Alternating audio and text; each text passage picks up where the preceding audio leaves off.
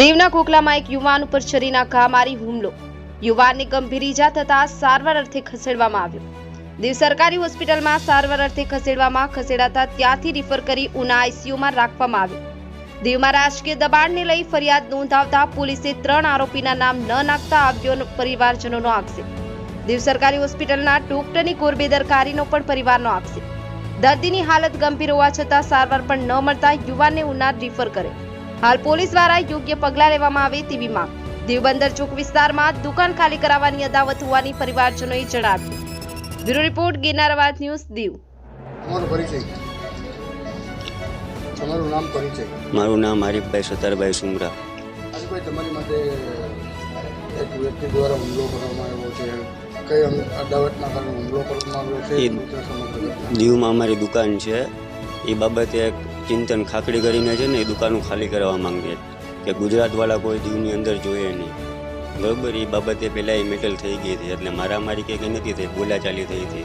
તો એ આ પેટમાં પાપ રાખ્યું હતું ને એ આને કાંઈ આ કામ કરાવ્યું. એને કરાવવાનું હતું મારું મર્ડર જ. એમાં એ 3 જણા છે હાથમાં ને એ લોકો મારા આગળ પાછળ લોકેશનમાં બી હતા જ. એ લોકો કે ક્યારે આ આવે ને હું ક્યારે આને ફટકા કરાવી દઉં. તો એ લોકોને કાલે મોકો મળી ગયો તો મને એ રીતના ફટકા મરાવી દીધા.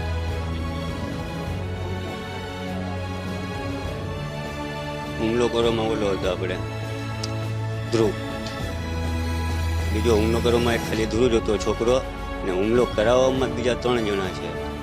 એક હાર્દિક ગુજુ છે, બરોબર. એ મારી પાસે કાલે હોસ્પિટલે બી આવ્યો હતો કે તું સમાધાન નહીં કર ને, આ તો એક નોર્મલ ઘા છે, કાલે વારે તારું કે મર્ડર થશે.